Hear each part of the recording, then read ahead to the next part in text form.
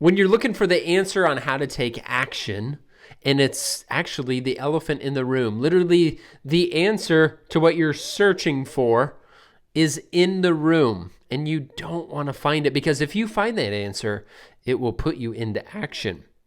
And so I'm going to tell you something when you're doing that I tell my kids when they're doing something I don't want them to do. Stop it. You stop that right now. This is the game of food. This is the game of food. We're helping real people get real results with delicious food. Real food.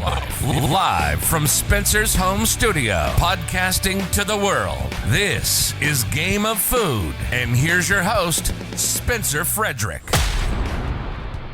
Okay, no, I'm not that mean to my kids. I am just trying to help you. So, let's picture someone that wants to take action. Either they have been out of shape and wanting to work on their health and body for a long time, and they are stuck. They can't take action, and if they do, it kind of fizzles quickly. Or, what also you can relate to, maybe some of you, is if you have done well and you let your bad habits come in and you're stuck again. So those are kind of the same situation. What some people will do is commit to being stuck and act like they are lost intentionally. It's subconscious thing. They have good intentions on getting on track and taking action and doing better, but it doesn't happen.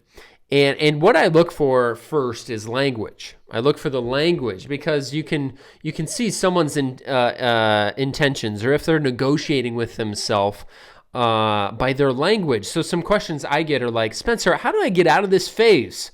I can't take action. And I want you to picture like if I went into my truck and I went mudding on a dirt road. I find this dirt road. It recently rained. It's all muddy. And I'm like, yeah, I'm going to take this path. I'm going to do some mudding. And so I floor it down this dirt road. Get about part way. It's even soupier than I thought. And I get stuck. And it's a 4-wheel drive truck. So I'm really stuck. And so I call up my brother who has a bigger truck. And I'm like, brother with a bigger truck, how do I get out of this situation that I'm in? Now I want to stop and pause right here. If I ask someone, how do I get out of this phase that I'm in? What's his question going to be? Spencer, are you stuck? And my answer would be, yes, I am. And so even though you ask an expert, a coach, your friend, someone who is just a fit person in your life, and you're like, how do I get out of this phase in life that I'm going to call stuck? That is a statement of where you're at, and you are less likely to get unstuck on your own. You're going to be in that phase of no action for longer. Do you understand that? Even though it looks like you are pursuing the answer to take the action that you want, you're not going to with language like that, with questions like that. Because even though it is a question, it's actually a statement. I am stuck, brother. Do you know how to get me out? Because if you don't have the answer, I'm just going to continue to stay stuck. And my brother wouldn't have the answer on how to get me out of this situation. He's not there. He can't see. He can't see how badly stuck I am. He can't see how close to the end of the dirt road I might be. So the only thing he can do is show up and pull me out. And that's what you're craving. You're craving somebody to come and save you and pull you out. But this isn't a truck. This is not a dirt road. And I think humans can overcome anything. They can overcome good coaching. They can overcome... Have you ever met somebody that's just like really motivating and inspiring? And like, not that you like want to be like them, because I don't think you should like idolize anyone like that. But like they're a good role model. Like they're a good teacher. They're a good coach, and they lead by example. Have you ever met someone like that and you're like, that person can pull me out? They can't pull you out unless you want to pursue it, unless you take some action. Because a person can give you all the knowledge and all the motivation in the world.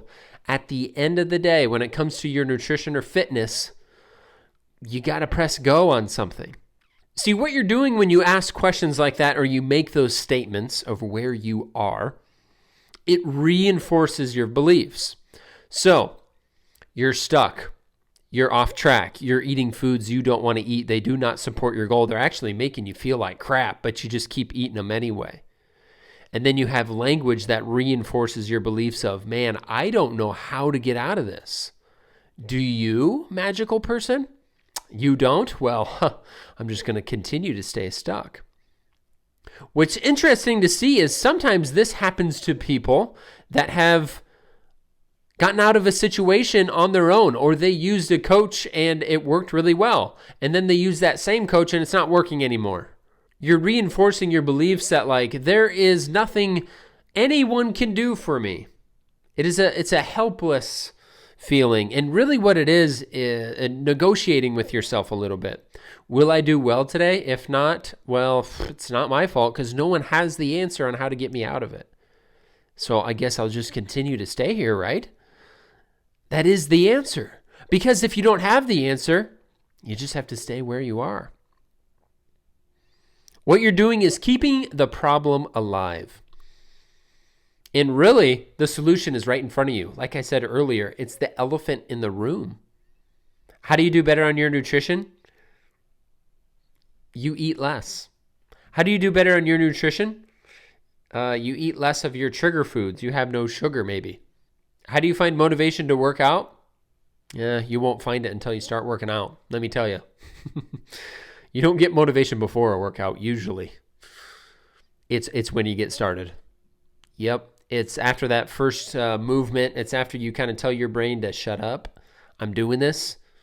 Motivation comes in. Same thing with nutrition, folks. You just have to do it. And you know what? I'm going to speak to people that have lost weight before and have done really well. You've lost 25 plus pounds, whatever. You've been really lean before. And you start doing bad. You know how you do good again? It's exactly like working out. You need to have a couple of days under your belt of doing well, and the motivation comes with it. Not the other way around. Not the other way around. Especially if you've been on this path before. You're not going to get that motivated before your next fat loss phase or before you get back to calculated with your nutrition. Stop looking for it. Motivation is real, but it's not lasting. And sometimes I don't think it's controllable. It's not like there's a switch. Like I remember when I started my calculated calorie plan before, I got this motivated and then I accomplished everything. Well, new phase here, and you can't turn on that motivation switch. Our brains are looking for comfort. Do you know that? Our brains are looking for comfort. So it learned that last time you felt super motivated, you cut calories, you worked out harder, you moved more. It was a little bit of a stress on your body, right? It's not as comforting as sitting and eating whatever you want. And so your brain's going to maneuver around it like, well, we can't get that motivated. I'm not sure I'm ready for that type of action. I never want these episodes to be like I'm on my high horse either. I've been here before. I've done well. This has been several years ago. I've done well only to fall off a little bit. And I've had these bogus thoughts of like, how do I get out of this? Who has that answer? Is there anyone? And I am fortunate. I'm lucky, whatever it is. I don't have those thoughts anymore. If I'm eating like crap, there's only one person to blame, and it is the evil Spencer inside of me that wants to hold me into comfort. That's what it is. It is a decision. You have to picture this. I've used this before. I don't know if people like when I get like this deep, but what if someone was going to take a loved one? They were going to kidnap, one of your kids. They're going to take your spouse away forever. Would you be like, I don't know how to take action on my nutrition. I don't know. No one has that answer for me. Yeah, right. You would do really well. If it was some weird evil person that needed you to eat well so that you can keep your family, guess what?